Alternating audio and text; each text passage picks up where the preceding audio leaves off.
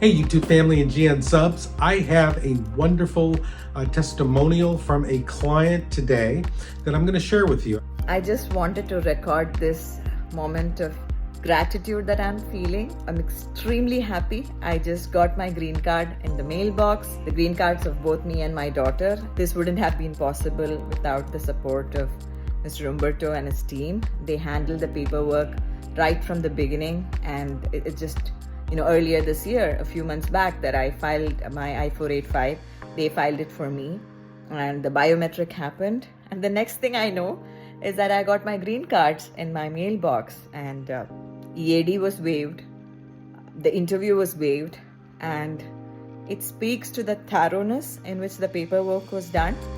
So, big sense of relief, big sense of gratitude, and obviously the stability and security that the green card has brought to my life is something I'm extremely grateful for. Big thank you to Mr. Humberto and his team. Thanks again. I've been sharing some comments that you've been posting. I really appreciate that. My good news subscribers, you guys are awesome. We're getting closer to that 90,000 sub mark, and I appreciate you. That's why I gave you a namaste in my thumbnail today. And I got some great news updates for you today. I have an unbelievable fact sheet for I-751 petitions, both for joint filings and for waiver filings on issues you've probably never considered. It's a wonderful, wonderful tool. I also have an update on keeping family together, the DACA portion of it. We haven't heard so much about that, but we finally got some guidance on how to process the 212D3 waivers. I'm going to go through that.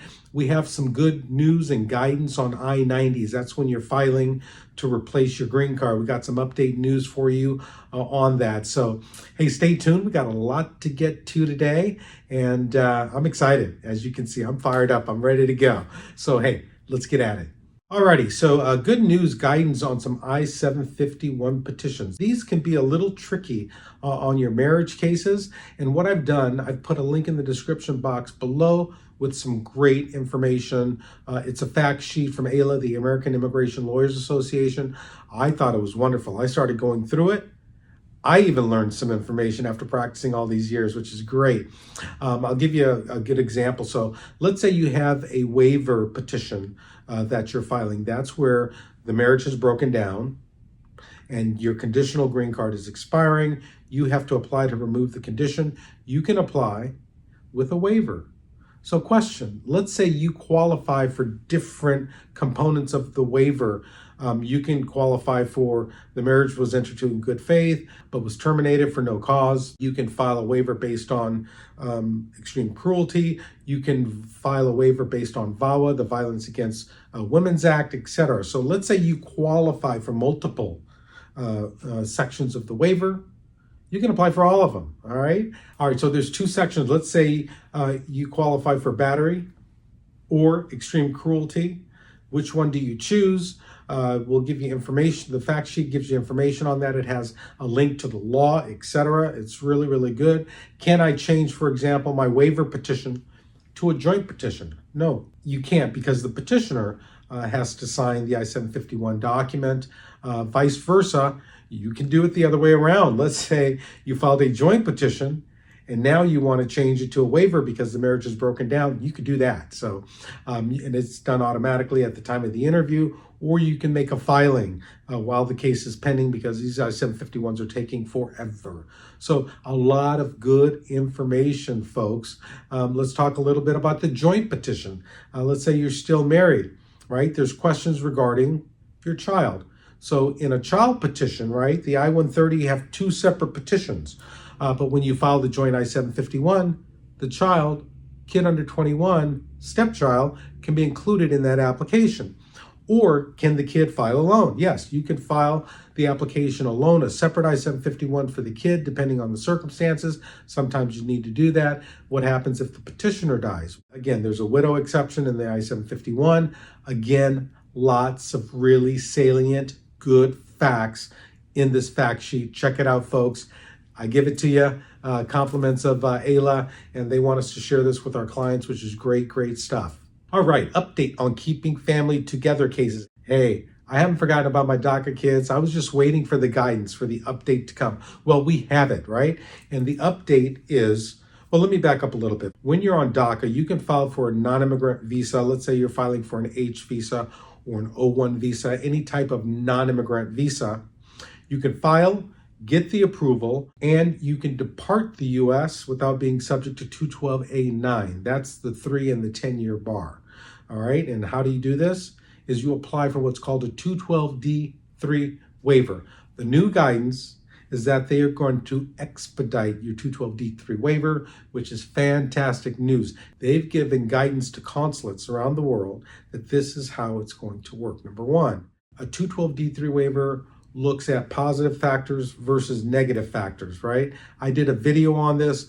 Take a look at it. It explains in detail how you can be successful with the waiver, but the guidance is, as a positive factor, it's going to be that you have a college degree and that you have a job in the US. That's good stuff, folks.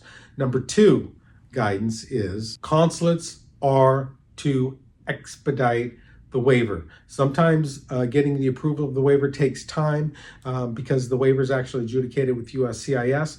In this instance, they want them expedited, which is great, great stuff. So you can get back to work, get back to the US, get back to your job, okay? Number three, they are allowing, in case of a refusal, reviewability by State Department in Washington, D.C. All right, I had a video last week. I talked about a client that I did it's called a legal net appeal. It's quick, it's online. So they're gonna allow that in the context of the 212D3 waiver. And also, make sure you have your advance parole. When you're on DACA, you can get advance parole to go to the consulate and get your non-immigrant visa. Make sure you have it in hand just in case there's problems.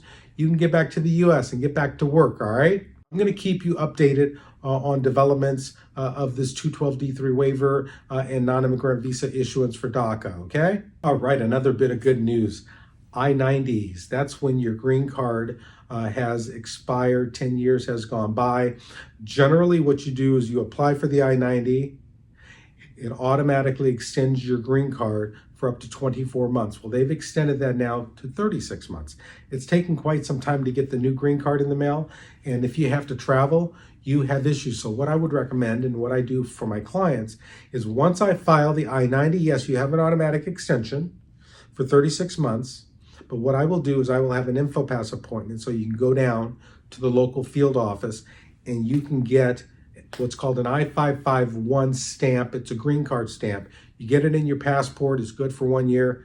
You could travel with that. All right. So that's what I would recommend, is taking time to get an InfoPass appointment. So do it immediately when you file your I-90, and you'll be golden that way. All right. So finally, I want to share with you, in the U.S., you have different locations for this credible fear interview that's happening. So what I've done is I've shared with you locations where you can get in touch with a loved one if they're being processed for a credible fear interview. That's the first stage to the asylum process.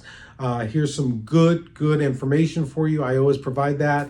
Again, compliments of AILA, the American Immigration Lawyers Association, and that's good stuff. So hey, YouTube family and GN subs, thanks so much for watching GrayLaw TV. Please leave me a comment. You can get in contact with me at hrg@graylaw.com. That's the only place you can get me. I appreciate you, and we'll see you next week.